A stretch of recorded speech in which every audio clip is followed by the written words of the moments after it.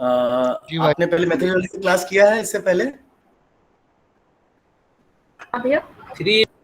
हाँ, मतलब मैं बोल रहा हूँ कि देखिए आज हम 3 टॉपिक्स को कवर करेंगे, ठीक है?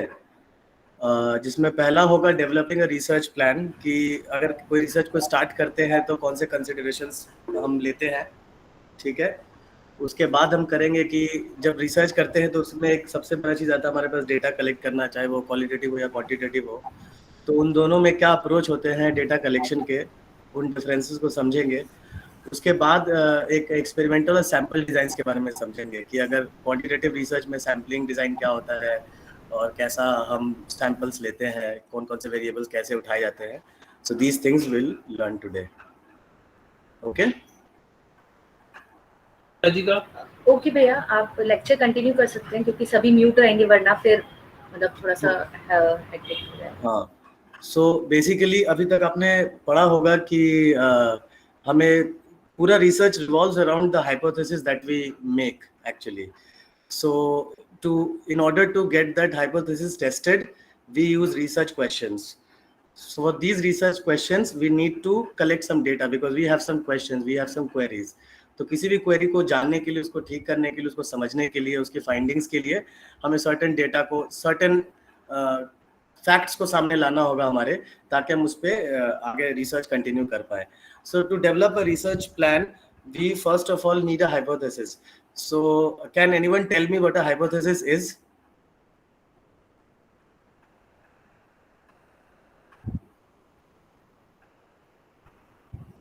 Katika? It is an informed guess.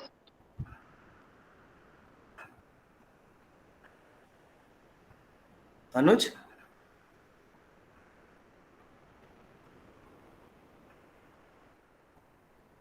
जी भैया, एक ऐसा आइडिया जी, जिसको मतलब हम लोग एक्सप्लेन कर सकते हैं। Sorry? जी हाइपोथेसिस ए आइडिया जिसको हम एक्सप्लेन कर सकते हैं, एक आइडिया सजेशन कोई ऐसा जिसको हम एक्सप्लेन कर सकते हैं। नहीं नहीं नहीं, अगर किसी चीज को एक्सप्लेन कर सकते हैं तो एक्सप्लेनेटरी हो जाएगा, वो हाइपोथेसिस नहीं होगा। हाइपोथेसिस एग्जैक्टली क्या है, कॉन्सेप्ट समझना आप सबके लिए बहुत जरूरी है, क्योंकि हाइपोथेसिस से कम हर एंट्रेंस में पीएचडी में 2 से 3 क्वेश्चंस होंगे। तो जी मैं प्रयास करता हूँ क्या? हाँ, तो आप सबको एक प्रिसाइज अंडरस्टैंडिंग चाहिए पहले हाइपोथेसिस का, कि हाइपोथेसिस क्या होता है। तो हाइपोथेसिस बेसिकली एक ऐसा स्टेटमेंट है जो कॉजल रिलेशन को एस्टैब्लिश करे। If you can note it down that will be really good. Something which establishes a causal relation between two facts, two events. Okay, for example अगर मैं बोल रहा हूँ सपोज कि रात को अगर लड़कियों को काम करने दिया जाए, ठीक है ना, तो क्राइम बढ़ जाते हैं, बट ऐसा नहीं है। स्टडीज ने पाया है कि crime is always there, if people go they become the victim at certain hours. It's not about women or men, because there are certain restricted areas whoever goes. So we cannot specify some मतलब कि some gender has something to do with this or that. तो ये research से हम test कर सकते हैं। So hypothesis is something which establishes one fact stating the other, कि एक कोई fact है आपके पास, अगर आप उसको समझ रहे हैं कि इसका रिलेशन किसी और चीज में डायरेक्टली या इनडायरेक्टली हो रहा है, उस रिलेशन को एस्टैब्लिश करने के लिए आप हाइपोथेसिस फ्रेम करते हैं, ठीक है?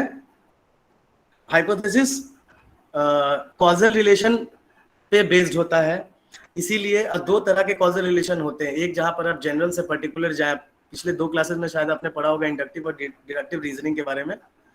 सो उसमें है कि अगर हम 2 टाइप के रिसर्च कर सकते हैं, हम आपको पता है क्वांटिटेटिव और क्वालिटेटिव, दोनों के डेटा कलेक्शन मेथड्स, जो आज हमारा सेकंड टॉपिक भी है। सो दोनों के डेटा कलेक्शन मेथड का मॉड्यूल अलग है। क्वालिटेटिव रिसर्च में जब हम हाइपोथेसिस को टेस्ट करते हैं, तो उसके लिए जो हम मेथड्स यूज करते हैं डेटा कलेक्शन के, वो थोड़े डिफरेंट होते हैं क्वांटिटेटिव के रिसर्च के लिए। सो आई गेस कि we are mostly dealing with qualitative now data collection में, एंड थोड़ा सा will learn about experimental and sample designs also. Okay, so अब हम आते वापस हाइपोथेसिस पे। सो हमें 2 रिलेशन एस्टैब्लिश करना है।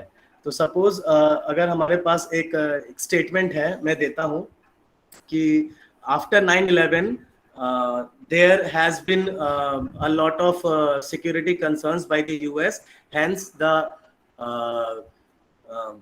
the participation of police forces in manhandling citizens, common citizens is very common. So क्या हम ये बोल सकते हैं कि 9/11 के बाद ऐसा हुआ है? तो ये मेरा हाइपोथेसिस है, सपोज एक रिसर्च का, कि जब से 9/11 हुआ है तब से सिक्योरिटी कंसर्न्स यूएस के बहुत ज्यादा बढ़ गए हैं. So उसके लिए मैं डेटा कलेक्ट करूंगा कि जितने भी सिक्योरिटी एजेंसीज हैं यूएस के, होमलैंड सिक्योरिटी हो गई या फिर FBI हो गया, CIA हो गया, ये कैसे हैंडल कर रहे हैं, क्या इनका बजट बढ़ा है कि नहीं, कौन कौन सी चीजें हुई हैं जो इन्होंने एक्स्ट्रा किया है after 9/11. So we finally conclude that कि यस, 9/11 के बाद से यूएस में सिक्योरिटी के कंसर्न्स बहुत ज्यादा बढ़ गए हैं. So this is a hypothesis we can prove.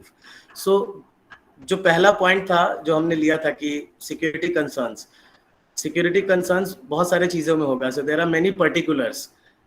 Suppose airport पे सिक्योरिटी है, बॉर्डर के अंदर सिक्योरिटी है, ओशन से सिक्योरिटी है. सो इतनी सारी चीजों से we can generalise that there is a general security perception. So we move from particular to general in this case. So if we move from particular to general, then we are using quantitative research methods. So अगर हम general, अगर हम फिर उल्टा चल रहे हैं इससे, अगर हम मान लो कि हम एक generalization है, कोई theory है, उससे हम particulars पे आ रहे हैं, so that then it will be called as a qualitative research. अब हमें ये देखना है कि इन दोनों में data collection के क्या-क्या differences हैं. तो सबसे पहले हम देखेंगे qualitative research में.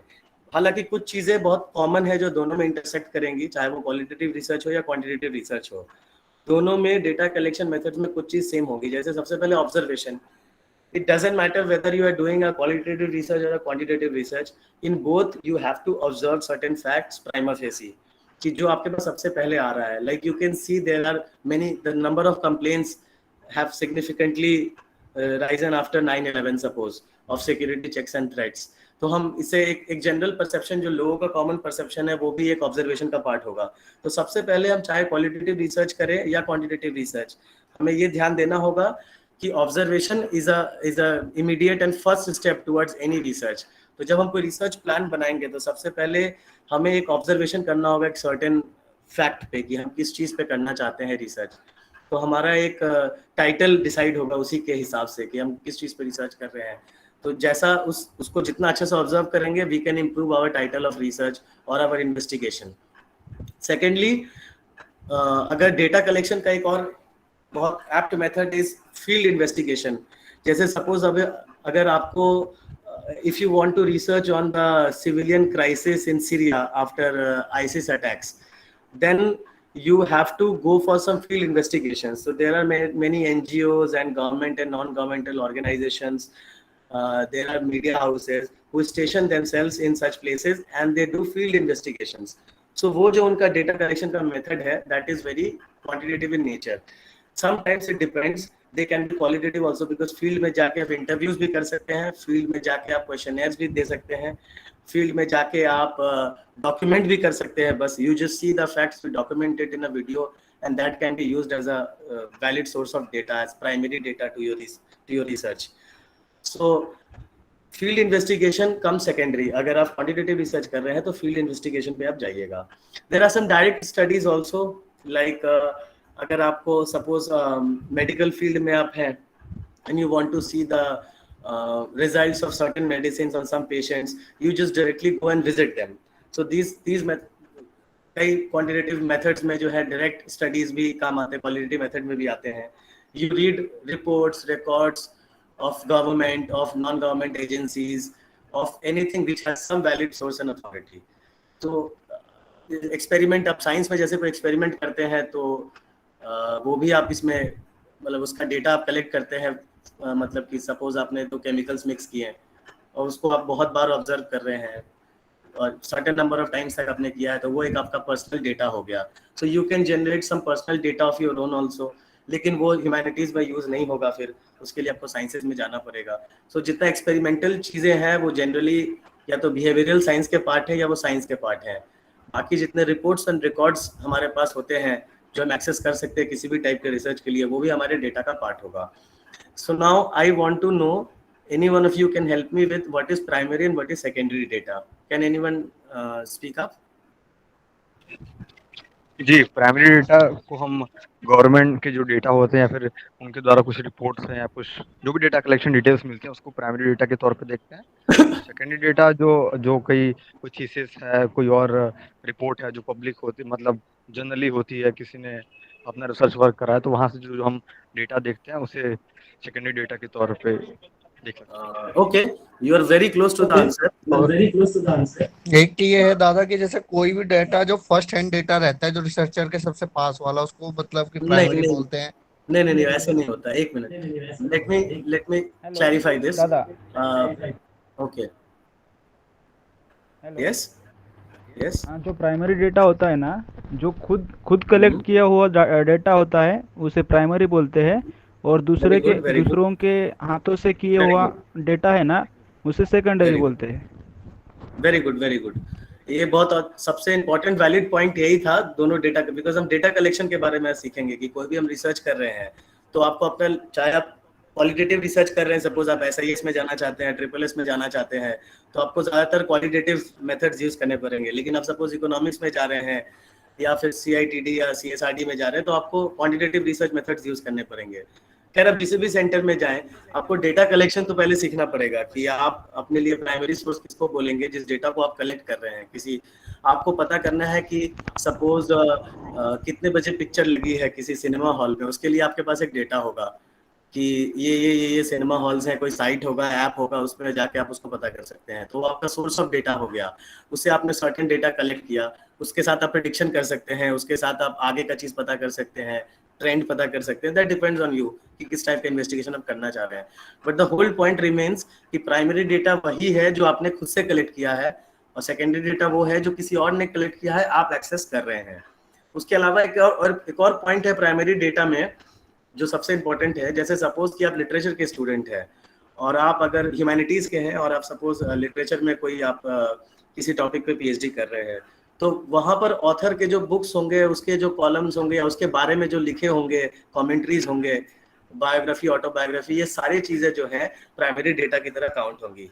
इसका मतलब कि सपोज अभी हम रिसर्च कर रहे हैं सपोज बाइडेन पे या फिर ट्रम्प के प्रेसिडेंशियल टर्म को हम स्टडी करना चाहते हैं, and if we get lucky then we get an interview with Biden 1-to-1। So अगर हम खुद इंटरव्यू कलेक्ट कर रहे हैं अगर बाइडेन से या ट्रम्प से, वो हमारे लिए हमारा प्राइमरी डेटा हो जाएगा। लेकिन किसी और ने इंटरव्यू को कंडक्ट किया है तो वो वहां पर सेकेंडरी डेटा हो जाएगा। हालांकि ये भी हो सकता है सर्टेन टाइप्स में कि किसी और ने कलेक्ट किया है लेकिन वो ओपन सोर्स में अवेलेबल है तो उसको भी हम प्राइमरी मान सकते हैं। इट टोटली डिपेंड्स कि किस टाइप का रिसर्च है। आपके नेचर ऑफ रिसर्च पे ही डिपेंड करेगा कि आपका डेटा का टाइप क्या होगा, वो प्राइमरी होगा कि सेकेंडरी होगा कि टर्शियरी होगा। सो प्राइमरी डेटा कलेक्शन के लिए हम आज बात करेंगे। सेकेंडरी डेटा वो सब्जेक्टिव होता है, वो डिपेंड करता है। कई बार रिसर्च में सब्जेक्टिव डेटा के वजह से सेकेंडरी डेटा को प्राइमरी डेटा मानना पड़ता है, because there is no enough data suppose on certain subjects. Secondary data could be inference based also, इसीलिए सेकेंडरी डेटा ज़्यादा रिलायबल नहीं माना जाता रिसर्च में। So your 90% of work should be based on your primary sources. So data collection में observation हमने देखा, field investigation देखा, रिपोर्ट्स एंड रिकॉर्ड्स देखा। Now I want to go to these two separate things, एक inductive logic और एक deductive logic, and how these two methods are different in collecting data samples of qualitative and quantitative research. So what type of research is conducted in a inductive by inductive reasoning? Can anyone say? अगर suppose हम एक किसी research में हम inductive logic लगा रहे हैं तो हम किस टाइप का रिसर्च कर रहे हैं? I just said it थोड़ी देर पहले भी, if anyone can generalize pattern जो स्टेटमेंट होंगे Yes. उस टाइप के रिसर्च। हाँ, सो आप एक बात याद रखिए, हम दो चीज कर रहे हैं। या तो हमारे पास कोई बहुत ज्यादा डेटा सैंपल है, हमारे पास बहुत सारी कोई चीज है जो अपने पास हम कलेक्ट कर रहे हैं, उससे हम एक जनरल आंसर देना चाह रहे हैं, ठीक है। उस केस में हम इंडक्टिव रीजनिंग का यूज कर रहे हैं, इंडक्टिव लॉजिक का यूज कर रहे हैं, और वो हमारा क्वांटिटेटिव मेथड हो जाएगा। लेकिन मान लीजिए कि कोई जनरल फैक्ट हमारे पास है, उससे हम किसी एक इंडिविजुअल को या एक सिचुएशन को या एक इवेंट को डिफाइन करना चाह रहे हैं, ठीक है ना, वो हमारा हो जाएगा qualitative research and deductive logic, where we deduce two things. ठीक है ना, हम बड़े से छोटे पे आ रहे हैं, हम एक जनरल, एक बड़े से कोई थ्योरी है उससे हम एक पर्टिकुलर पे आ रहे हैं। तो जनरल से पर्टिकुलर जब आते हैं दैट इज डिडक्टिव। तो इन दो चीजों को ध्यान में रखना, क्योंकि क्वेश्चंस इसी बेसिस पे पूछे जाते हैं कि डिडक्टिव को क्वांटिटेटिव के साथ हमेशा जोड़ना है, आपको याद रखना है, और डिडक्टिव को क्वालिटेटिव के साथ। और इसी तरह से इन दोनों के रीजनिंग के आधार पे जो है डेटा कलेक्शन भी हमारा डिफरेंट होगा। तो आपके जितने भी सपोज की जनरल आइडियाज या जनरल थ्योरीज हैं, उसको अगर आप डिड्यूस करना चाहते हैं एक पर्टिकुलर पे, तो उसके डेटा का तरीका कलेक्ट करना हमारे लिए डिफरेंट होगा दैन कि अगर हमारे पास कोई पर्टिकुलर इन्फॉर्मेशन है उसको हम जनरल में कन्वर्ट करना चाहते हैं। So can anyone give me an example of a qualitative research, like case study, suppose की एक हाइपोथेसिस फॉर्म करके अगर आप दिखा सकते हैं अभी कोई। सर अगर मतलब उदाहरण के तौर पे लें ऐसा कि अगर मैं क्वालिटेटिव रिसर्च करनी है तो किसी पर्टिकुलर एरिया में अगर हम वहाँ पे लोगों की सामाजिक स्थिति या सोशल कुछ इक्वेशंस के बारे में स्टडी करना चाहते हैं या उनके वोटिंग बिहेवियर के बारे में अगर स्टडी करना चाहते हैं, तो वहाँ पे क्वांटिटेटिव चीज़ों से ज़्यादा हमें लगता है क्वालिटेटिव विषयों पे उनके कैरेक्टरिस्टिक्स, Yes. उनका So स्वभाव, how, उनका नेचर। हाँ, तो how qualitative research here is मतलब conducted? Try to formulate a hypothesis for me in this. Suppose कि जी, डेटा आपको ये कलेक्शन की ओर जाएंगे लोगों से। जी। So may I? Yes yes please go ahead. Sir sir अगर सैंपल्स लेंगे, डेटा कलेक्शन कोविड-19 के करेंगे इम्पैक्ट और को हमने डिफरेंट सेक्शन, आप पहले बोल लीजिए। Go on. Sir, I was saying that if we want to study the effect of COVID-19 on different sections of the society, like the rich people, the poor people, that could be an example of qualitative research. What kind of the अगर factors हम that एक have affected them, that could be. सो एक general, एक हम general से particular की ओर जा रहे हैं। सपोज कि कोविड-19 में सबको बहुत ज्यादा इकोनॉमिक लॉस हुआ है, suppose that is our assumption हाँ पहला। जी।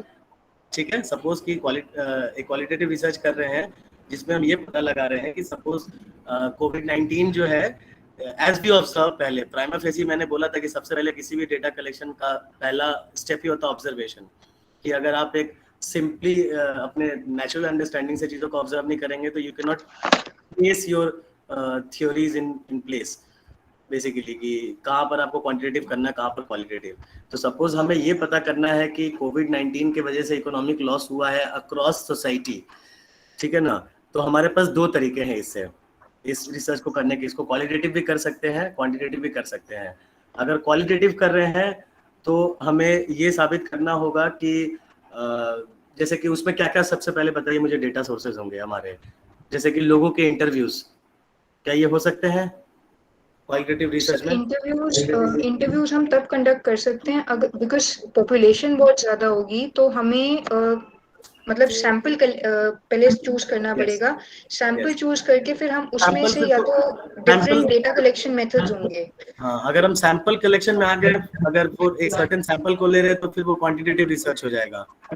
हमें क्वांटिटेटिव नहीं सर, इसके लिए अगर तो हमने क्वालिटेटिव करना है तो क्वालिटेटिव के लिए फर्स्ट ऑफ ऑल हमें उसको थोड़ा सा मतलब ब्रॉडन, मतलब इतना ज्यादा ब्रॉड होगा, उसको थोड़ा नैरो डाउन करना पड़ेगा। जैसे अगर हम सर जैसे हम ये बोलते हैं कि effect of covid on poor people and rich people, तो रिच पीपल में से हम एक सर्टेन सेक्शन एज ग्रुप निकाल लेते हैं, फॉर एग्जांपल 30 to 40, 40 to 50। तो उससे फिर हमारी जो मतलब स्कोप है वो थोड़ा सा नैरो डाउन हो जाता है और फिर हम उस इफेक्ट को ज्यादा अच्छे से स्टडी कर सकते हैं। ठीक है, इट्स गुड, बट अभी भी हम क्वांटिटेटिव रिसर्च ही कर रहे हैं, क्वालिटेटिव नहीं कर रहे हैं, क्योंकि हम क्वालिटेटिव के लिए सर वहाँ पे क्वालिटेटिव में हम सर कोई एस्पेक्ट स्टडी करेंगे, कोई एस्पेक्ट स्टडी करेंगे। फॉर एग्जांपल अगर हम ये सोशो मतलब क्या बोलते हैं, इमोशनल कुछ बात करते हैं, कि उनके सपोज क्या इमोशनल मेंटल लॉस हुआ है। if you want हाँ जी to measure the suppose the economic loss due to COVID-19, then we can do a quantitative research, ठीक है। but if we want to calculate suppose the emotional loss, the mental trauma, and all the other hazards that has come with the pandemic, then we go for a qualitative research. ठीक है yes sir. अनुज? जी अनुज हाँ दादा आपने बता दिया। मैं ये कह रहा था कि अनस्ट्रक्चर्ड मतलब इंटरव्यूज हमें करने पड़ेंगे, जिसमें जो मतलब जिससे हम इंटरव्यू कर रहे हैं वो डेप्थ में जाके अपने शब्दों का चयन कर सके। ये ना हो कि हम उन्हें खुद ही पहले मतलब डिसाइड करके बता रहे हैं कि आप ऐसा रिप्लाई करो या ये हमारे क्वेश्चन रहेंगे, कि मतलब नहीं देखो, बातों के हिसाब से हमारे research हो। हाँ इंटरव्यूज, ये देखो कितने टाइप के इंटरव्यूज हो गए इम्पोर्टेंट नहीं है। सबसे पहले ये इम्पोर्टेंट चीज है, ये समझो कि हमें सर्टेन टॉपिक पे काम करना है जिसके लिए कोई अथॉरिटी है। सपोज कि हमें म्यूनिसिपल कॉर्पोरेशन पे दिल्ली के काम करना है। सो अगर हमारे पास एक इंटरव्यू सेट हो गया, म्यूनिसिपल कॉर्पोरेशन का जो चेयरमैन है सपोज या डायरेक्टर है, उससे हमारा इंटरव्यू अगर फिक्स हो गया, उससे हम चाहे तो ब्रॉडर अंडरस्टैंडिंग ले सकते हैं। ठीक है ना, वो स्ट्रक्चर्ड भी हो सकता है, अनस्ट्रक्चर्ड भी हो सकता है। उसका जरूरी नहीं है कि क्वेश्चनर हो, वो इनफॉर्मल भी हो सकता है, फॉर्मल भी हो सकता है। लेकिन अगर इनफॉर्मल होगा तो उसको हम फिर रेफरेंस पे अपने सेकेंडरी सोर्स में डालना पड़ेगा हमें। लेकिन अगर वो फॉर्मल इंटरव्यू के लिए अग्री किया है, अगर उससे हम क्वेश्चनर बना के मिल रहे हैं, उसको पहले कई बार ऐसा होता है कि क्वेश्चनर में क्वेश्चन पहले दे दिए जाते हैं ताकि उनका आंसर हमें मेल कर पाए टाइम लेके, वो पर्सनल इंटरव्यू के लिए नहीं आते, लेकिन वो भी एक तरह के इंटरव्यूज है। So these are all primary data sources. ठीक है ना, तो डेटा कलेक्शन में आपको एक क्वेश्चन में ऐसा हो सकता है कि आपको 4 मेथड्स बता दे अलग अलग, इसमें से बोले कि प्राइमरी कौन सा होगा, सेकेंडरी कौन सा होगा। क्योंकि आप ये खुद कर रहे हैं, उसको इंटरव्यू दे रहे हैं, तब वो होगा। लेकिन आप सपोज टेलीविजन इंटरव्यू कर रहे हैं तो आप उसको प्राइमरी बोलेंगे कि नहीं अनुज, बताइए। सपोज कि टेलीविजन पे एक इंटरव्यू आ रहा है, तो वो दादा हमारा वो तो सेकेंडरी हो जाएगा, हम्म टेलीविजन पे आ रहा है ना, वो सेकेंडरी हो जाएगा ना, प्राइमरी नहीं रहेगा। हाँ बिल्कुल, वो सेकेंडरी डेटा हो जाएगा हमारा, वो प्राइमरी नहीं रहेगा। लेकिन डिपेंड्स कि सपोज अगर कोई स्पीच है उसका, किसी प्रेसिडेंट का, प्राइम मिनिस्टर का, जो सपोज वो वॉर के सिचुएशन में दे रहा है, जहां पर कि क्राइसिस में है कोई चीज, तो वो प्राइमरी सोर्सेज की तरह यूज किया जा सकता है। सपोज कि अभी अफगानिस्तान गवर्नमेंट नहीं है टेक्निकली, तो अभी तालिबान है उस लैंड पे, लेकिन अफगान गवर्नमेंट के जो एक्स एम्प्लॉयज हैं, अगर वो कोई स्टेटमेंट देते हैं, अगर मैं उसको कलेक्ट करता हूँ या कोई और भी कलेक्ट कर रहा है और मैं उसको यूज भी कर रहा हूँ, लेकिन वो मेरे लिए प्राइमरी डेटा हो जाएगा मेरे रिसर्च के लिए, क्योंकि मेरा research is going to find about the situation of government in Afghanistan in exile, मतलब कि now it is in exile, but ये वहाँ के जो एक्स एम्प्लॉयज है उनका क्या सिचुएशन है। तो वो अगर कोई स्टेटमेंट दे रहे हैं, अभी वो मेरे पास एक्सेस नहीं भी मैं डायरेक्टली कर पा रहा हूँ, लेकिन अगर कोई दूसरी जगह से मैं एक्सेस कर रहा हूँ, क्योंकि वो अभी कंटिन्यू प्रोसेस में है वो, तो मेरे लिए वो प्राइमरी डेटा की तरह यूज हो सकता है। सो मैं बता रहा हूँ कि primary data and secondary data, ये दोनों जो है बॉर्डर लाइन होते हैं, वो डिपेंड करता है आपके नेचर ऑफ रिसर्च क्या है उसके ऊपर। ठीक है, hello yes sir, sorry to interrupt you.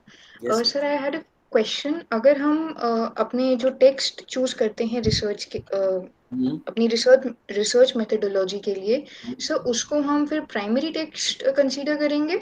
Sorry फिर से एक बार बोलना। Sir I am saying that in case of literature, अगर हम अपने टेक्स्ट चूज करते हैं रिसर्च मेथड, मतलब एक प्रॉपर रिसर्च कंडक्ट करने के लिए हम जो अपने टेक्स्ट चूज करते हैं सर, उनको हम प्राइमरी डेटा बोलेंगे कि सेकेंडरी हाँ, डेटा बोलेंगे? अगर आप लिटरेचर में है तो आपके लिए वो प्राइमरी डेटा हो जाएगा।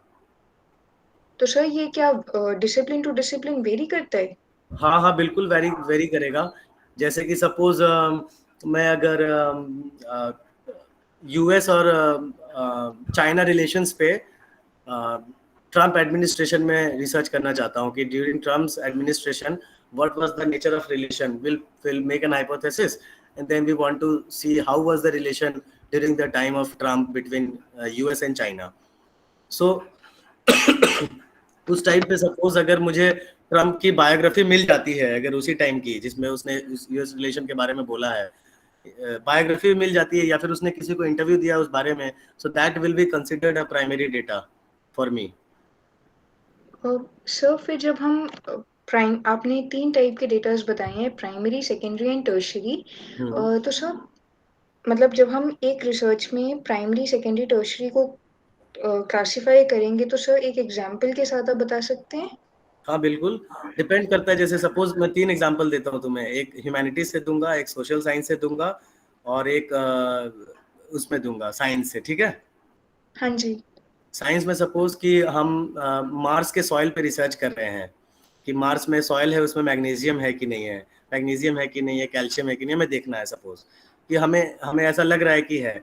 सो somebody has to go and collect the original sample from Mars, तो वो हमारा प्राइमरी सोर्स हो गया, वो सॉइल जो मार्स का है।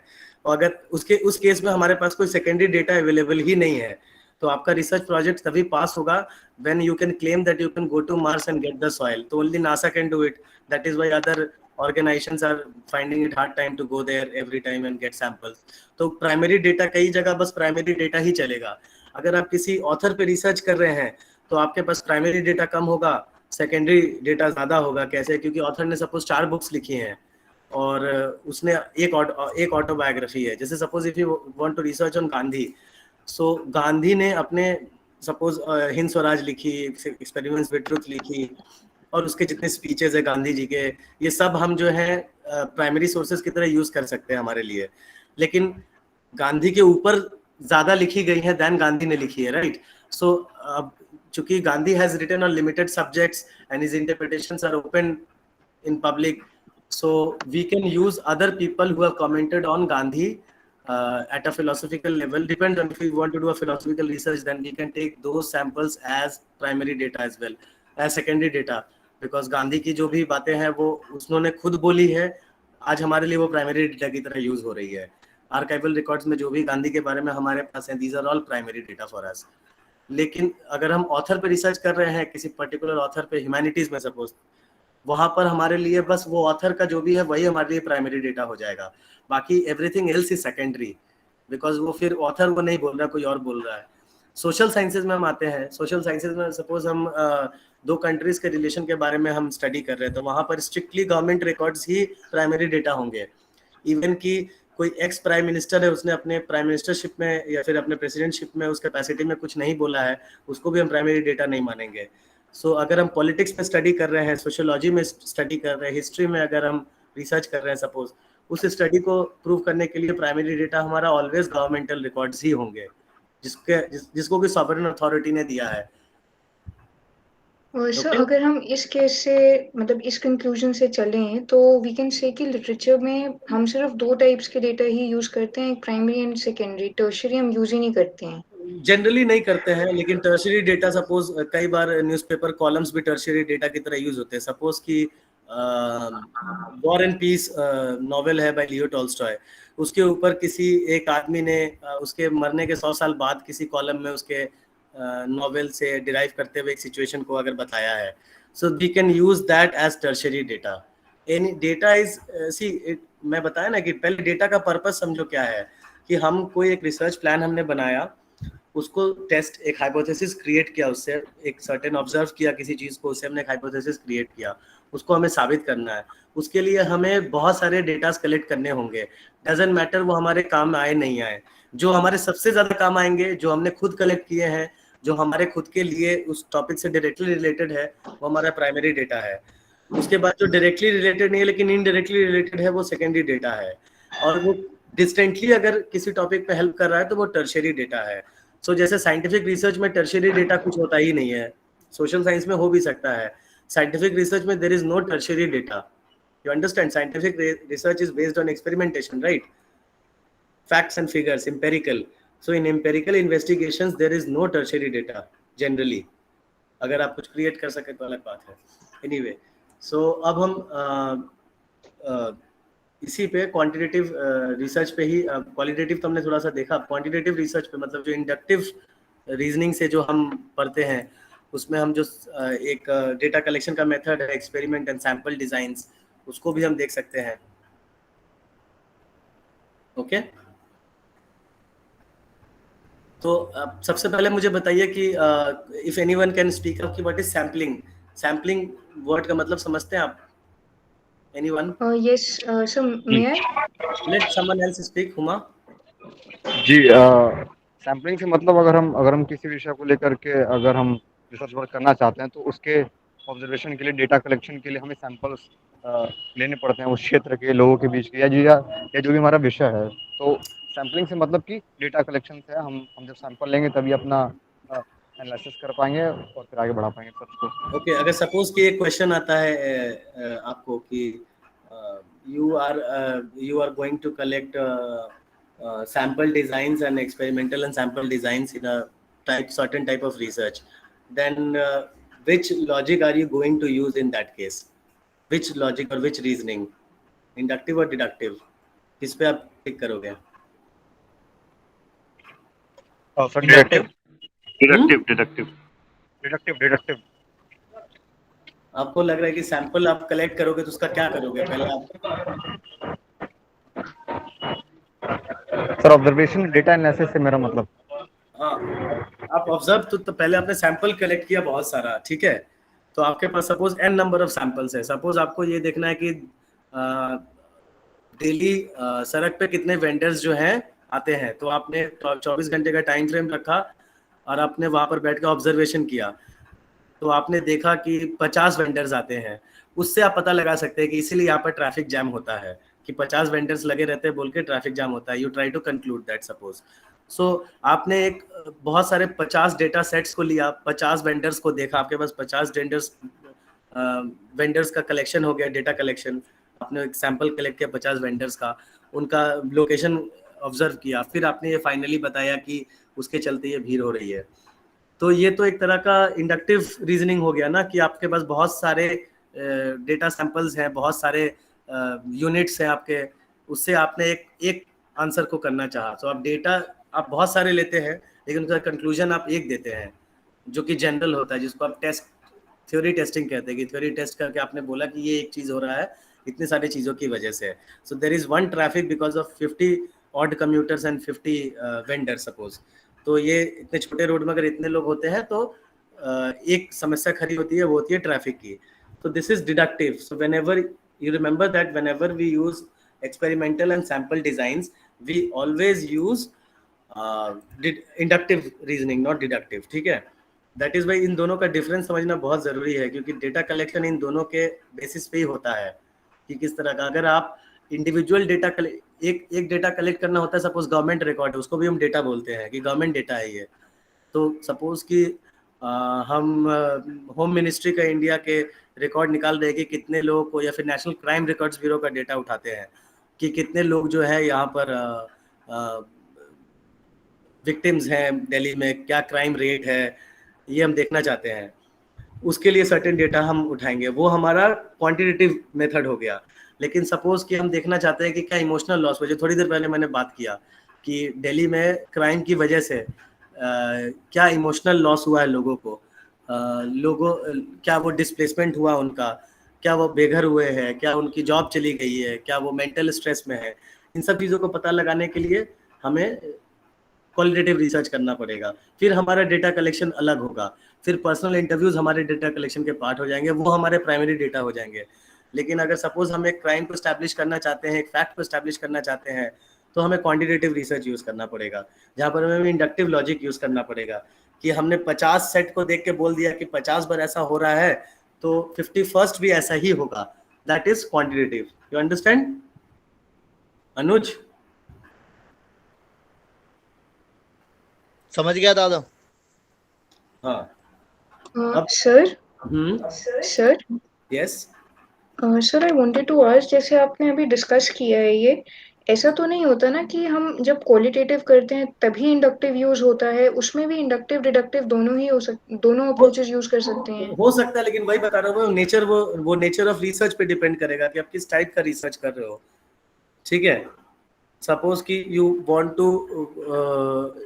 To work on the political influence of suppose Winston Churchill during second world war, ठीक है ना।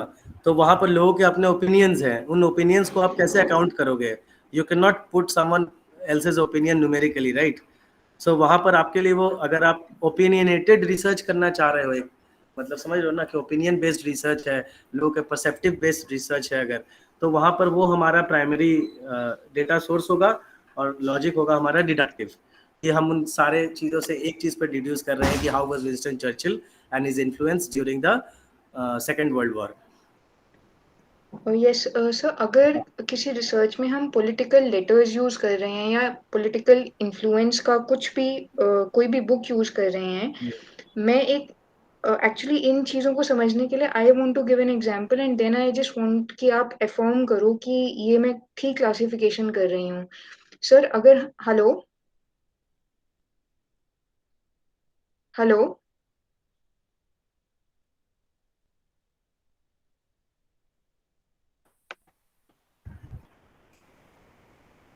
यस।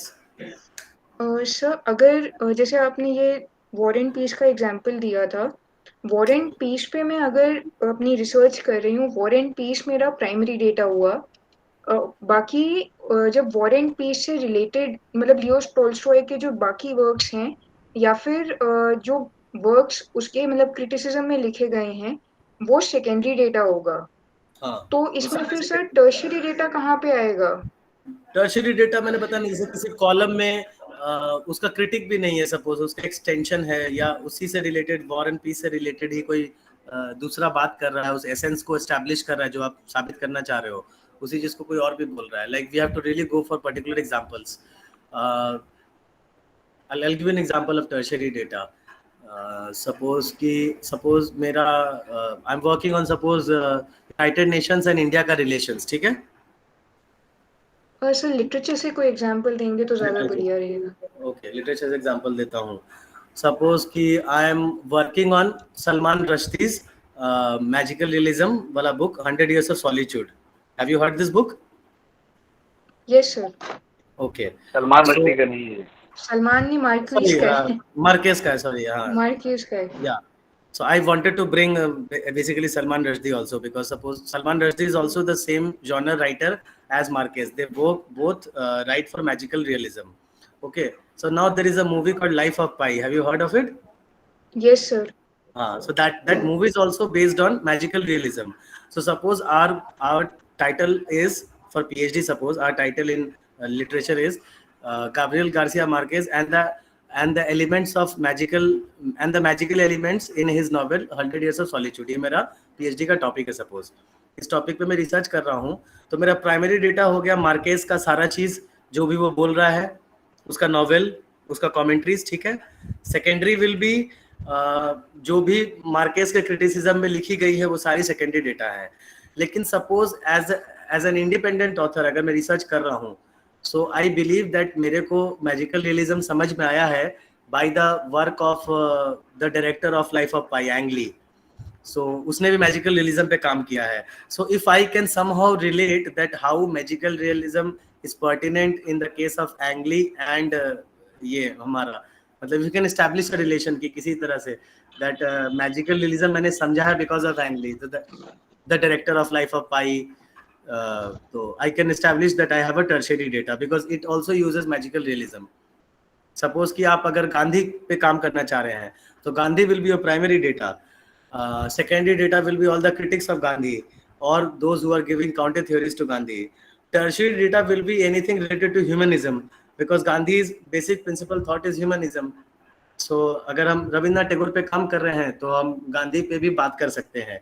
सो गांधी का बात किया हुआ रविन्द्रनाथ टैगोर के बाद में हमारा टर्शियरी डेटा की तरह यूज होगा, because we try to draw a common line between them through humanism. Suppose we want to have a Marxist interpretation of certain event in history, world war suppose, so Marxists try to see it from a different perspective.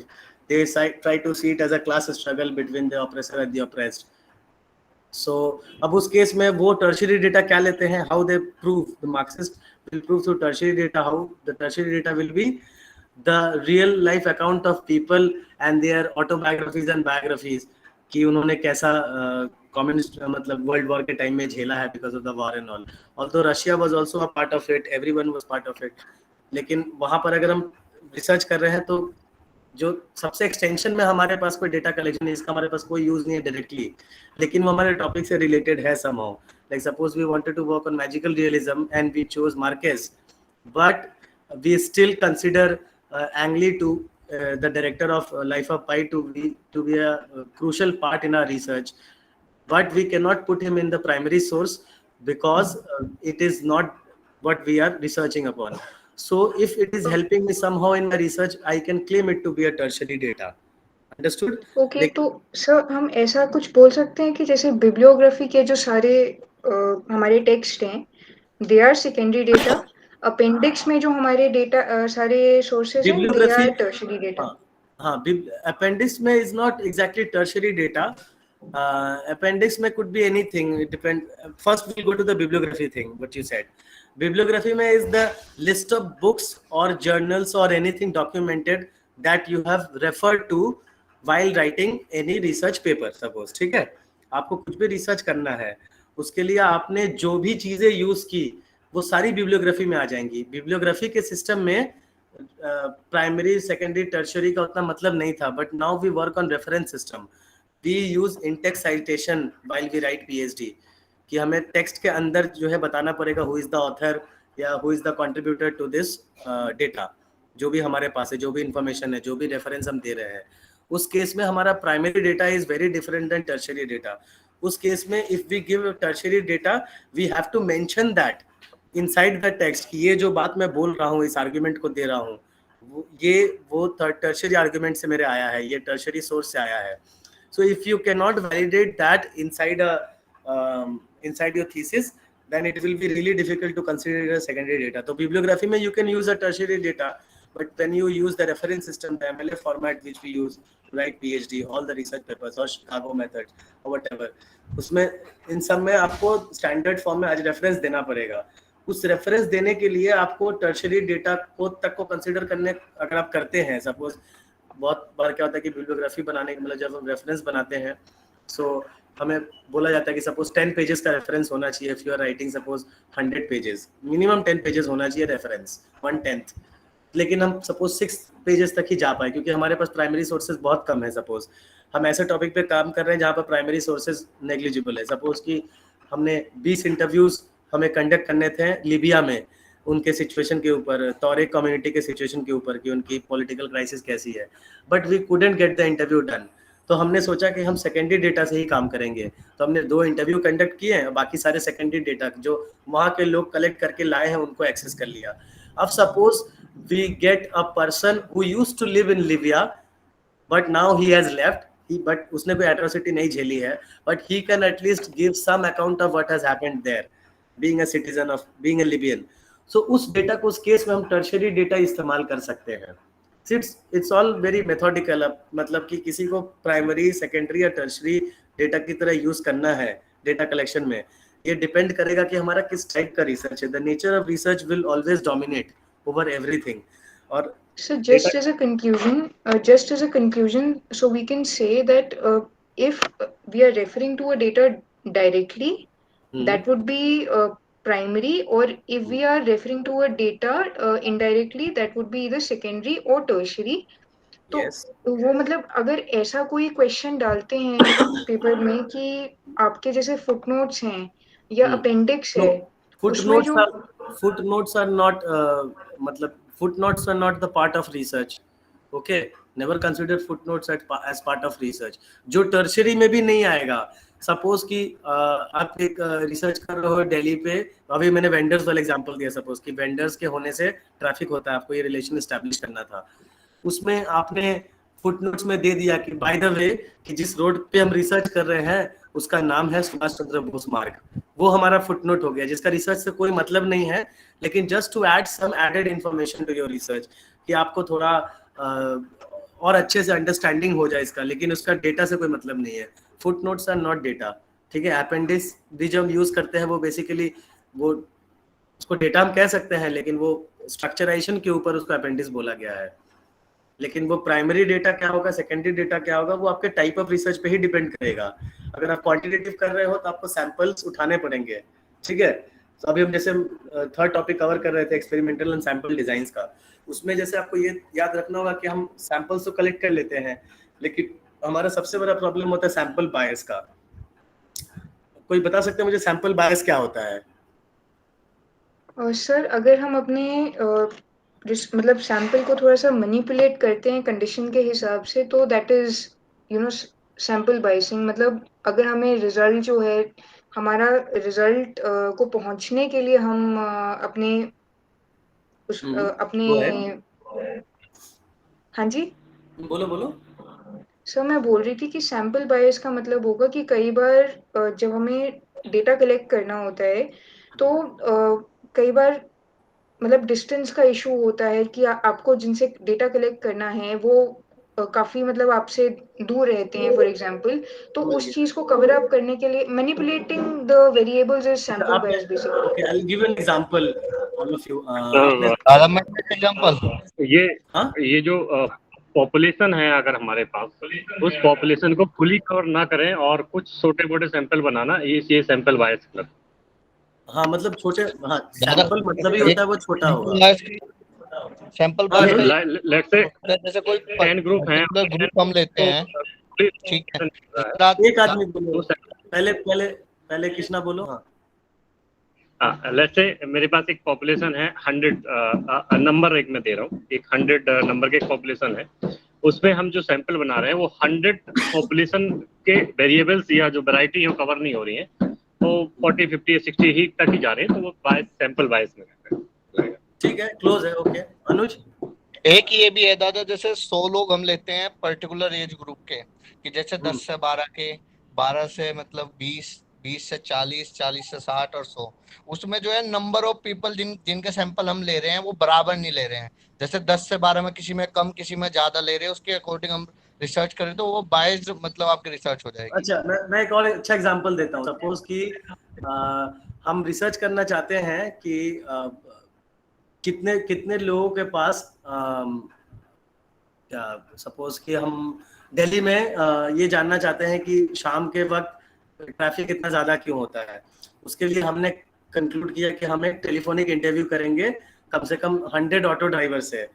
वो तैयार हो गए कि telephonic interview करेंगे, तो 100 auto drivers को हमने पकड़ा, उसको टेलीफोन में इंटरव्यू किया हमने, और हमने उसके कंक्लूजन्स निकाले कि वो 100 एक ही बात बोल रहे हैं कि शाम को जो है रश आवर होता है, सड़कें छोटी होती है, इसीलिए ट्रैफिक जाम होता है। ये हमारा एक मेथड हो गया सैंपल निकालने का। उसी तरह से हम टेलीफोनिक मेथड यूज करके हमने बहुत सारे रिसर्च किए हैं। लेकिन टेलीफोनिक इंटरव्यू का एक सबसे बड़ा डिमेरिट क्या है कि जिसके पास टेलीफोन नहीं होगा उसके हम उस सैंपल से हम टेलीफोनिक इंटरव्यू नहीं कर पाएंगे। तो सपोज जिस सब्जेक्ट का हम सैंपल उठा रहे हैं, हम ये मान के चल रहे हैं कि उसके पास टेलीफोन होगा, एक फुल सेलफोन होगा, तभी उसका हम डेटा कलेक्शन करेंगे। लेकिन सपोज उसके पास सेलफोन नहीं है तो हमारा डेटा कंप्लीट नहीं होगा कभी। तो हम अगर टेलीफोनिक रिसर्च कर रहे हैं सपोज, तो वहां पर हमें सबसे बड़ा प्रॉब्लम आएगा कि जिसके पास टेलीफोन है वही कर सकता है।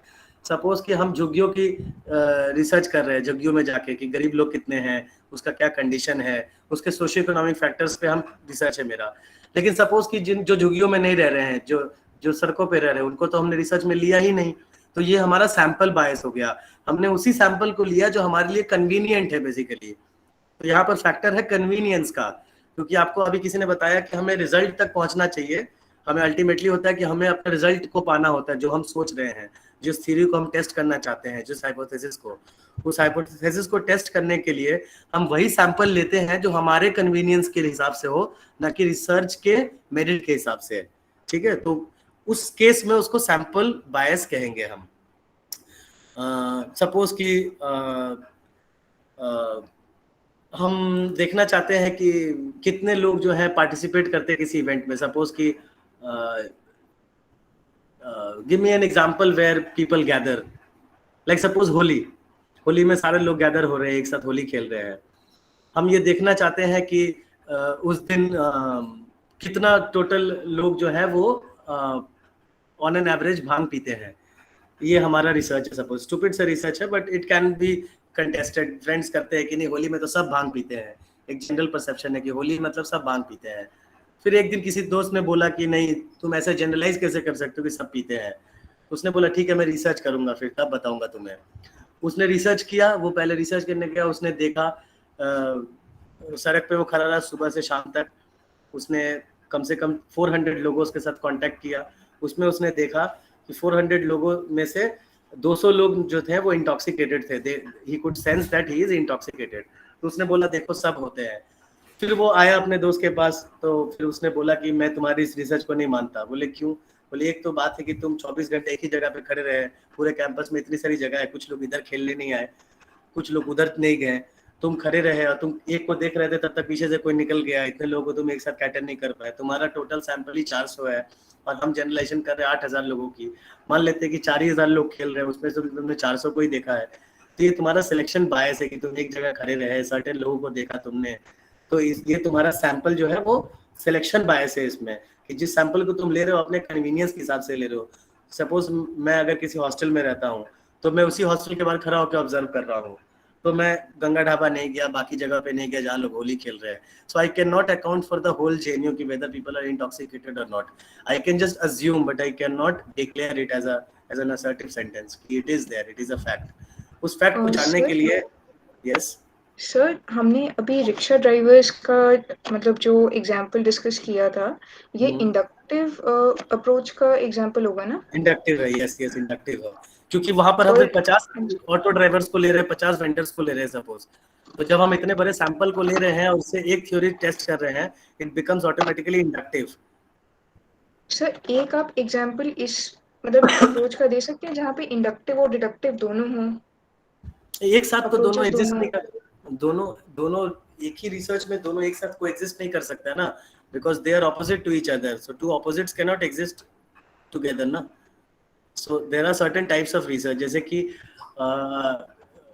क्वालिटेटिव, जैसे सपोज वैल्यू जजमेंट चीजें हैं, सपोज कि आई वांट टू नो कि ट्रैफिक की वजह से वहाँ के लोगों के मेंटल वेलबींग के क्या असर पड़ता है जो सड़कों पे रहते हैं, so that will be a qualitative research, though we are taking many samples, but to measure the emotional loss we'll use qualitative method, but अगर हम सैम्पलिंग करके बस उनसे yes and no में क्वेश्चनर बनवा रहे हैं कि आपको नुकसान हुआ है कि नहीं हुआ है, ठीक है ना, अगर ऐसा हमारा टाइप ऑफ रिसर्च है, that will be quantitative again, ठीक है। तो एक ही रिसर्च में देखो एक ही टाइप ऑफ रिसर्च है, लेकिन इसमें क्वांटिटेटिव भी हो सकता है, क्वालिटेटिव भी हो सकता है, understand, but the findings will be different. Okay. Right, sir. Okay. Now हम experimental sample design से पढ़ रहे थे अभी। We learned about selection bias कि कैसे sample bias होता है. So the other topic will be random selection, random sampling. So anybody can tell me what is random sampling? Someone who has not spoken so far.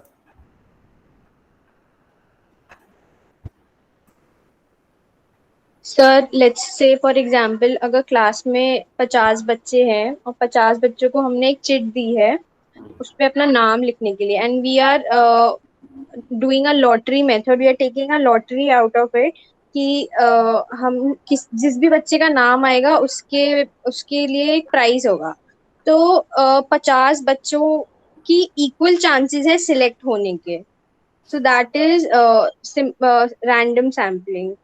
हाँ, यहाँ पर थोड़ा सा mathematically इसको समझना पड़ेगा बेसिकली कि जब तक हम सपोज एक पॉपुलेशन है 100 सपोज, ओके, हम 100 यूनिट्स का एक एक्सपेरिमेंट कर रहे हैं, उस 100 यूनिट्स में हमारे पास ये प्रॉब्लम आई कि हम टोटल 100 यूनिट्स का नहीं कर सकते हैं, हमारे पास उतना इंफ्रास्ट्रक्चर नहीं, उतना पैसा नहीं है कि हम 100 लोगों का इंटरव्यू कर सके, 100 लोगों से बात कर सके, या जो भी 100 यूनिट्स है उसमें कर सके। So then we decided that will just go for 10, हम 10 करेंगे और उससे एक जनरल अजम्पशन क्रिएट करेंगे, लेकिन वो 10 कौन से हम लेंगे ये हमने इसका कोई क्राइटेरिया नहीं बनाया मैथमेटिकली कि वो 10 कौन से होंगे। तो जब उन सब्जेक्ट्स के लिए जो 100 लोग थे, जो 100 पॉपुलेशन था, उसके लिए क्या था, हम लोग वैसे थे कि they can choose us any one of us, उन सबके लिए चुने जाने का प्रोबेबिलिटी 1/100 था, राइट। सो उस प्रोबेबिलिटी ऑफ 1/100 में कि आउट ऑफ 100 रैंडम पिकिंग्स ही can be picked as one, वो तो सबके लिए बराबर था, but we randomly picked 10 people suppose and they became the participant of our experimental design.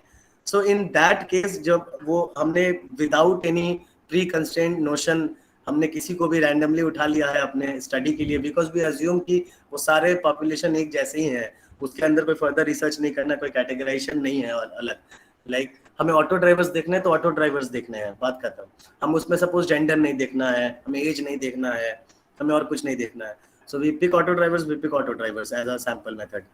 तो उस केस में वो हमारा रैंडम सिलेक्शन होगा where everybody had the same possibility initially, मतलब अगर आप प्रोबेबिलिटी के हिसाब से देखोगे तो एवरीबडी हैड द 1/100th में एक पॉसिबिलिटी था किसी के भी सिलेक्ट होने का, लेकिन उसमें से कोई हमने 10 हैंड पिक कर लिया सपोज रैंडमली, उस कॉम्बिनेशन को कहेंगे हम random sampling. Okay, sometimes we replace also, अगर रैंडम सैम्पलिंग हम कर रहे हैं, कई बार हमें सपोज हम 10 हम पिक कर रहे हैं, उसमें हमें 8 मिले ऐसे जो हमारे रिसर्च के लिए एप्ट है, लेकिन 2 हमें नहीं मिले, तो हमने उन 2 को हटा के फिर हम दूसरा रैंडम सैम्पलिंग भी कर सकते हैं। सपोज कि हमें 10 इंटरव्यूज करने थे, हमने 10 इंटरव्यूज किए, लेकिन हमें अपने रिसर्च में यूज करने के लिए 5 ही मिले, तो हमने हालांकि हमने सैम्पलिंग और छोटा कर दिया, बट हमें हमारा मानना है कि इससे इसका क्वालिटी बढ़ गया, तो अगर हमें वैसे मिलते हैं तो उसको सैंपल साइज हम छोटा भी कर सकते हैं। ठीक है, उसको रिप्लेसमेंट कहते हैं। तो this is like simple random sampling जो हम करते हैं। Okay, now what is stratified random sampling? Stratification पता है? स्ट्रैटिफिकेशन एक के ऊपर एक। जी जी, उसमें सर क्या होता है कि अगर अगर किसी विषय को लेकर अगर हम रिसर्च में जा रहे हैं तो किसी भाग को हम कैटेगराइज कर दें बिल्कुल से कि इसी पे फोकस रहना है, इन्हीं को कवर करना है या इन्हीं का सैंपल लेना है, तो उसको ऐसे देखा। हाँ, sir may I? Yes yes, go ahead. Sir stratified का मतलब होगा कि फर्स्ट ऑफ ऑल ये हम एक आई थिंक होमोजीनियस पॉपुलेशन पे कंडक्ट करते हैं, नहीं होमोजेनाइज करते हैं, जैसे होमोजेनाइज करते हैं। मैंने बोल दिया ना, तो उसका मतलब ही हो जाएगा वो होमोजेनस पॉपुलेशन होगा, तभी होगा। मतलब सपोज कि हम यस यस, अगर सर एक पॉपुलेशन है, पॉपुलेशन में एक पर्टिकुलर ग्रुप को हमने 18 to 30 इयर्स का ग्रुप ऑफ विमेन बना लिया, that is one group. 30 to 50 years का एक ग्रुप बना लिया, दैट इज अनदर ग्रुप। तो ये फिर स्ट्रैटिफाइड हो गया। मींस जो हम ये ग्रुप डिविजन्स कर रहे हैं within women, that is stratified random sampling.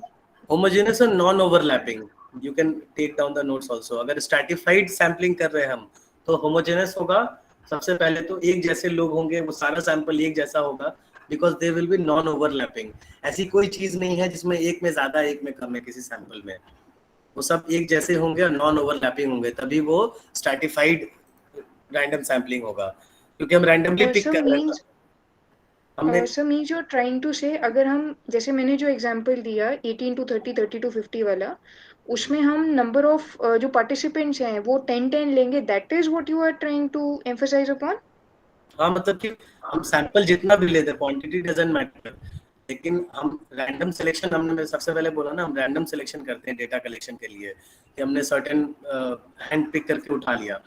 लेकिन वो रैंडम सिलेक्शन में एक सबसे बड़ा प्रॉब्लम मैंने बताया, डिमेरिट क्या है, कि रैंडम सिलेक्शन में हो सकता है कि हम बायस हो जाएं, क्योंकि हमारे जो कन्वीनियंस के लिए है उसको हम उठा रहे हैं ना, जो हमारे पास है, हो सकता है जो हमसे इजीली एक्सेसिबल है उसको हम ले रहे हैं। हो सकता है वो रिस्पोंडेंट अच्छे से हमें रिस्पांस नहीं दे रहा है, लेकिन चूंकि वो आ चुका है तो उसको हम कंसिडर कर ले रहे हैं।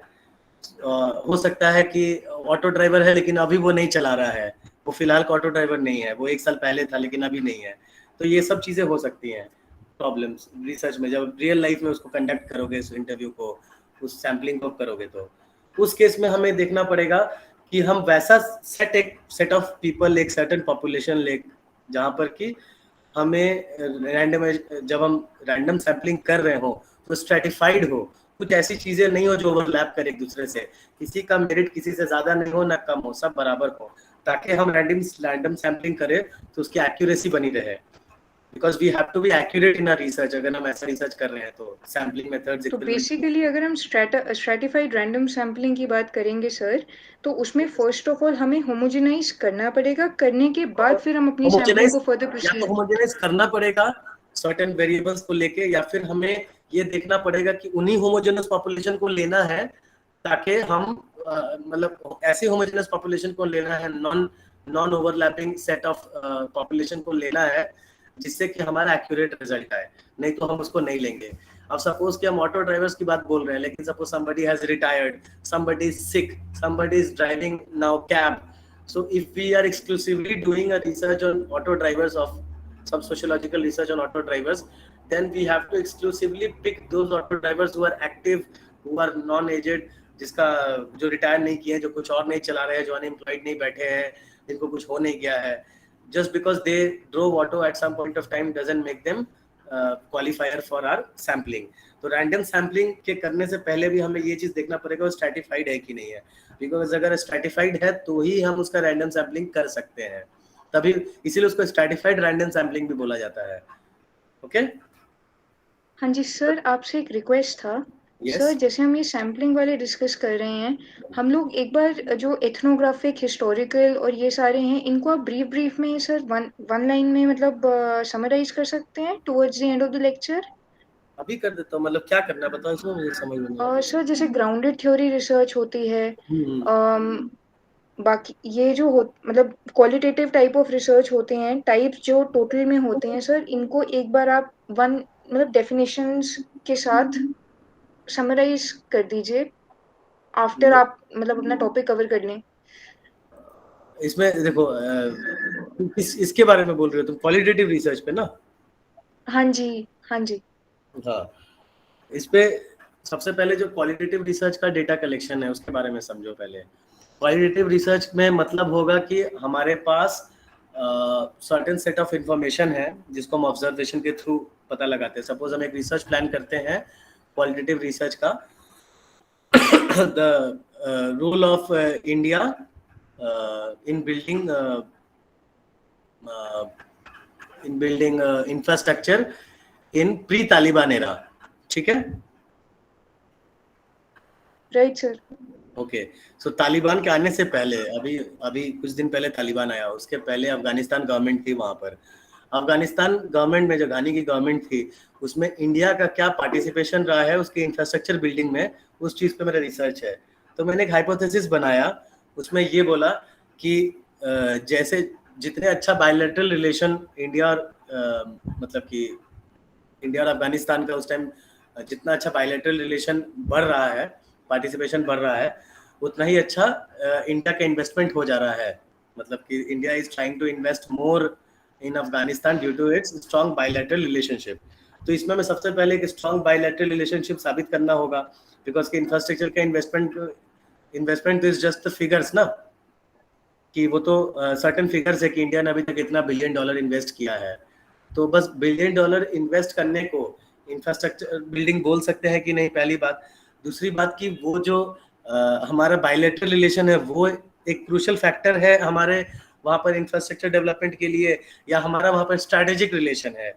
तो रिसर्च करके मैंने सपोज बोला कि हमारा बहुत अच्छा रिलेशन इसलिए इन्वेस्ट किया, लेकिन फिर वो क्लेम हुआ कि वो बायलैटरल रिलेशन के चलते नहीं हुआ है, वो स्ट्रैटेजिक रिलेशन है हमारा, वो अलग होता है। स्ट्रैटेजिक रिलेशन बायलैटरल से सबका, बायलैटरल रिलेशन सबका सबके साथ हो सकता है, लेकिन सबके साथ स्ट्रैटेजिक रिलेशन होगा कि नहीं ये जरूरी नहीं है।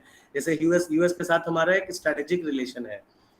तो हमने रिसर्च में ये कंक्लूड किया सपोज कि नहीं, बायलैटरल रिलेशन के चलते नहीं हुआ, ये इंडिया का एक स्ट्रैटेजिक इन्वेस्टमेंट था वहां पर, जिसके चलते वो इंफ्रास्ट्रक्चर बिल्ड कर रही थी ताकि हम काउंटर टेररिज्म ऑपरेशंस को कर सके। तालिबान में जो एंटी तालिबान मूवमेंट है उसको हम कर सके, हमारी इंटेलिजेंस कर सके, हमारी आर्मी कर सके, और फ्यूचर में हमें सिक्योरिटी थ्रेट्स ना हो, इसीलिए इंडिया ने इंफ्रास्ट्रक्चर बिल्डिंग की, ना कि अपने बायलैटरल रिलेशन को स्ट्रॉन्ग करने के लिए। इसके लिए हमारे सर्टेन थिंकिंग भी चाहिए, सर्टेन थ्योरीज होनी चाहिए हमारे माइंड में कि हम क्या कर रहे हैं। उस केस में हम क्या लेंगे, ये हमारा क्वालिटेटिव रिसर्च हो गया। तो अब बताओ कि अगर हमें ये पता करना है कि इंडिया के स्ट्रैटेजिक रिलेशंस अफगानिस्तान के हैं कि नहीं, के साथ है कि नहीं है, उसके लिए क्या क्या होगा। सबसे पहले हम देखेंगे कि कितनी बार विजिट हुआ है, बायलैटरल विजिट हुआ है, कितनी बार बायलैटरल के अलावा जो है हमारे प्राइम मिनिस्टर्स मिले हैं आपस में, वहाँ के प्रेस रिलीजेस क्या है इंडिया के बारे में, यहाँ के मिनिस्टर ऑफ एक्सटर्नल अफेयर्स ने किस तरह के प्रेस रिलीजेस दिए हैं, कितने तरह के मेमोरेंडम ऑफ अंडरस्टैंडिंग साइन हुए हैं, उन एमओयूज में उस एमओयूज का नेचर क्या है, वो क्या डिफेंस से ज्यादा है। सपोज हमने लास्ट में फाइंडिंग ये किया कि जितने एमओयू साइन हुए उसमें ज्यादातर जो है डिफेंस के हैं और क्या बोलते हैं उसको, हेल्थ के हैं। सपोज हेल्थ और डिफेंस में ज्यादा इन्वेस्ट किया इंडिया ने, तब हम समझ जाएंगे कि इसका पर्पस कुछ और था फिर, ठीक है ना, क्योंकि हेल्थ और इसमें इन्वेस्ट कर रहा है, बायलैटरल नहीं कर रहा है, मल्टीलैटरल फोरम से कर रहा है। सपोज दूसरे चैनल के थ्रू इंडिया इन्वेस्ट कर रहा है अफगानिस्तान में, उस सिचुएशन में वहां पर जो हमारा प्राइमरी डेटा कलेक्शन होगा वो गवर्नमेंट रिकॉर्ड्स हो जाएगा स्ट्रिक्टली, क्योंकि उसके अलावा हमारे पास और कोई सोर्स नहीं होगा वैलिड सोर्स वहां पर बोलने के लिए। वहां पर हम कौन सा डेटा पिक करेंगे वो डिपेंड करेगा कि वो हमारा प्राइमरी सोर्स है कि नहीं है। अगर हमारे पास डायरेक्टली अफगान गवर्नमेंट का कोई डेटा है जो अफगानिस्तान गवर्नमेंट ने अपने प्रेस रिलीज में किया है, जैसे कि हमारे MEA ने अगर सपोज कि अफगानिस्तान गवर्नमेंट के लिए कोई प्रेस रिलीज किया, उसको कुछ देने की बात की, डोनेशन, उसको कुछ हेल्प देने की बात की, उसका पार्लियामेंट बनाने की बात की, वो सारी चीज़ें जो है क्वालिटेटिव रिसर्च का पार्ट हो जाएंगी। ये सारे हमारे डेटा कलेक्टेबल्स है, ये चीज़ें हमने अपने पास स्टोर किया एज एन इन्फॉर्मेशन, उससे हमें कंक्लूजन पे पहुंचेंगे कि हमारा रिलेशन कैसा है। बहुत सारा चीज़ लिया, उससे पर्टिकुलर थ्योरी पे हम पहुंच गए। ये हमारा हो जाएगा क्वालिटेटिव रिसर्च। वहाँ पर हम एक्सपेरिमेंटल डिजाइन या सैंपल डिजाइनिंग नहीं कर सकते हैं, ठीक है। तो सर बेसिकली फिर इसमें हिस्टोरिकल रिसर्च भी आ जाएगा, बिकॉज आप बोल रहे हैं कि कुछ भी हिस्टोरिकल भी आ सकता है, सोशियोलॉजिकल भी। जैसे कि हम हिस्टोरिकल रिसर्च कर रहे हैं, suppose we are trying to research on Savarkar अभी, ठीक है। सो सावरकर के ऊपर जो सावरकर ने अपने से जो बुक्स लिखी हैं सपोज, वो तो ज़्यादा नहीं है, तो उनके हमारे पास 2 ही 3 फिर प्राइमरी सोर्स होंगे, ज़्यादा नहीं होंगे। और सावरकर के जो जेल में अकाउंट्स हैं, सेल्युलर जेल में, वहाँ पर उनके अकाउंट्स, उन्होंने क्या किया है, उस टाइम के प्रेस रिलीजेस, ये हमारे सारे प्राइमरी डेटा में आ जाएंगे। क्योंकि basically he was a freedom fighter, he was not out there to give lectures, ठीक है ना। तो वो अपना काम कर रहे थे, तो उनसे रिलेटेड जितनी घटनाएं हिस्टोरिकल हुई हैं या उनके बारे में उस टाइम लिखी गई हैं, आर्काइव्स में हैं अभी जो, वो सारे हमारे प्राइमरी डेटा के ही पार्ट हैं। ये हमको समझना पड़ेगा अगर वो हिस्टोरिकल है तो। अगर हिस्टोरिकल रिसर्च नहीं है, अगर सावरकर के ऊपर, अगर सपोज सावरकर का सोशियोलॉजिकल इम्पैक्ट देख रहे हैं कि आज उससे जो है नेशनलिज्म में कैसा राइज हुआ है, is Savarkar turning out to be a hero in today's world, if you want to conduct this research, then we have to do a qualitative research. फिर वहां पर लोगों के इंटरव्यूज भी काम आएंगे, फिर लोग क्या परसेप्शन रख रहे हैं सावरकर के बारे में, वो भी इंपॉर्टेंट होगा। Then we have to see that कितने इंस्टीट्यूशंस में सावरकर की फिलोसफी को कंडक्ट किया जाता है। So there are many things that can be taken into consideration while taking primary and secondary sources. और सबसे पहले एक, जैसे मैंने बताया कि इंडक्टिव और डिडक्टिव रीजनिंग, उससे क्वांटिटेटिव और क्वालिटेटिव रिसर्च, ये दोनों तक हम कैसे पहुंचेंगे, डेटा कैसे हम कलेक्ट करेंगे, इन दोनों के मेथड्स अलग हैं। क्वालिटेटिव की मेथड्स अलग हैं, मैंने बता दिया है, और क्वांटिटेटिव के मेथड्स अलग हैं, सेपरेट मेथड्स हैं। अगर हम क्वालिटेटिव रिसर्च कर रहे हैं, ऑब्जर्वेशन दोनों का पार्ट रहेगा, फील्ड इन्वेस्टिगेशन दोनों का पार्ट हो सकता है। लेकिन अगर हम क्वालिटेटिव रिसर्च कर रहे हैं तो हमारे पास रिकॉर्ड्स और रिपोर्ट्स, ये हमारे लिए प्राइमरी डेटा की तरह यूज होंगे। अगर हम क्वांटिटेटिव रिसर्च कर रहे हैं तो हमारे लिए sample design, sample collection, randomisation, sample randomisation, stratified sample randomisation, इससे और भी, the more you go into it there are more things to it, कि कितने तरह के टेलीफोनिक इंटरव्यूज होते हैं ये भी देखने पड़ेंगे। लेकिन these will be all in quantitative data sampling. एक क्लास जाने से पहले I just want to tell you कि while we frame a hypothesis, the only thing we have to keep in mind is the causal relation between 2 events, ठीक है। जैसे कि अफगानिस्तान के केस में अभी मैंने बोला कि Modi's participation in strategic relationship vis-a-vis Afghanistan infrastructure building, ठीक है। कि जैसे जैसे मोदी का स्ट्रेटेजिक रिलेशन बढ़ता रहा है अफगानिस्तान के प्रति, due to some reasons, domestic reasons में भी, security reasons, whatever it is, strategic relations बढ़ा है। उस स्ट्रेटेजिक रिलेशंस का कॉन्सिक्वेंस है, उसका रिजल्ट है कि वहां पर इंफ्रास्ट्रक्चर को बिल्ड किया जा रहा था, ठीक है ना, ताकि हमारे से स्ट्रेटेजिक रिलेशन अफगानिस्तान का बना रहे। So that was the purpose. अगर इसको हम एस्टैब्लिश करना चाहते हैं, so that will be a qualitative research. तो इस हाइपोथेसिस को टेस्ट करना कि ये हो रहा है तो ये होगा, या ये इसलिए हो रहा है क्योंकि उसका रीजन ये है। आपने पढ़ा होगा असर्शन एंड रीजन, ठीक है ना। 2 स्टेटमेंट दिए होंगे, दोनों अपने में इंडिपेंडेंट होंगे, फिर पूछा जाएगा कि क्या दोनों अपने में इंडिपेंडेंट है, क्या दोनों पे इंटरडिपेंडेंट है, क्या B is the logic of A, ठीक है ना। तो आपने ऐसा पढ़ा होगा पहले। उसी चीज को कहते हैं ये आपका causal relation, the testing of hypothesis. और हाइपोथेसिस को हमें प्रूव करने के लिए रिसर्च क्वेश्चंस बनाने होते हैं basically. So these research questions will be your research chapters later on. और ये रिसर्च क्वेश्चंस बनाने के लिए we have to collect certain data, सबसे पहले we have to collect material. In methodology we call it literature. So that is why we do a review of literature, कि हमारे पास जितना भी अवेलेबल रिसर्च है, अब हम जेएनयू में पीएचडी करेंगे सपोज, तो हमारे पास जनरली हमारे जो रिसर्च सोर्सेज होंगे वो बुक्स होंगे, एडिटोरियल्स होंगे, न्यूज़पेपर्स होंगे, बायोग्राफीज होंगे, ऑटोबायोग्राफीज होंगे, गवर्नमेंट रिकॉर्ड्स होंगे. ये सब हमारे प्राइमरी सोर्सेज हैं. अगर हम साइंस के स्टूडेंट हैं तो हमारे लिए sample, soil sample, lab experiments, physics के एक्सपेरिमेंट्स के सैंपल्स, ये सब हमारे प्राइमरी डेटा होंगे. जितना हम सोशल साइंस की तरफ जाएंगे हमारे सेकेंडरी डेटा बढ़ते जाएंगे. हम ह्यूमैनिटीज की तरफ जाएंगे तो हम टर्शियरी डेटा तक यूज कर सकते हैं. ठीक है. Any more questions? People are free to ask questions. Sir मेरा एक क्वेश्चन था सर, एक काइंड ऑफ रिसर्च में हम हाइपोथेसिस फ्रेम नहीं करते हैं. मैं थोड़ा सा भूल गई हूँ उसके बारे में. आई जस्ट वांटेड एक बार अगर आप थोड़ा सा उसके बारे में बता सकें.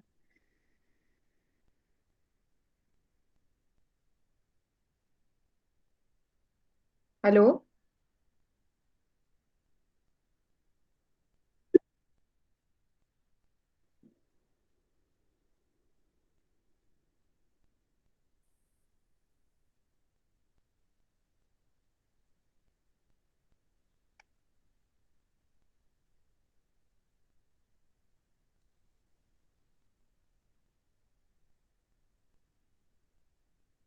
Hello.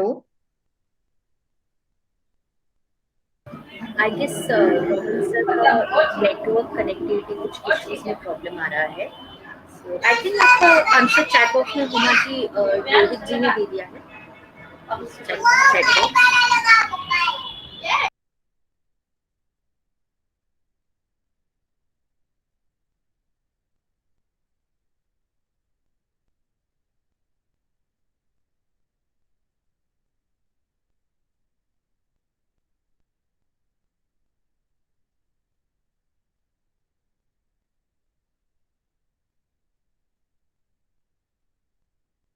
There are some connectivity issues, so like whenever Rohit will rejoin, we can start our session. Okay?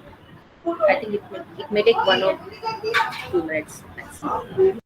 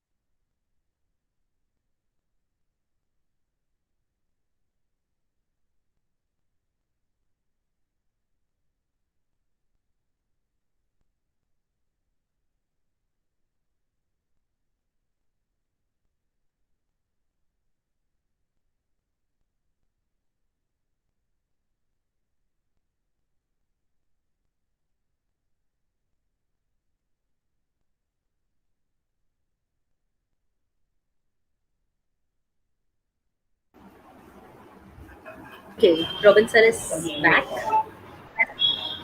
Sorry, there was no Wi-Fi. Okay, no problem. So any one of you, if you have questions, please ask.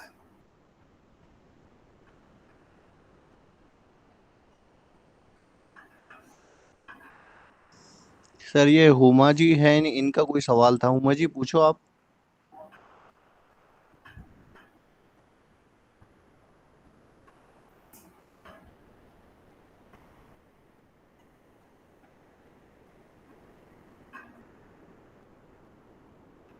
Okay, ठीक है. हम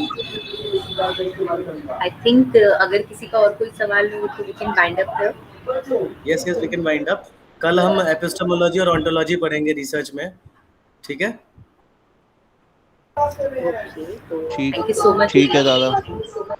थोड़ा सा आप दादा बहुत बहुत धन्यवाद आपका. Okay, same to you. Thank you so much for this session, this wonderful session. It was really great.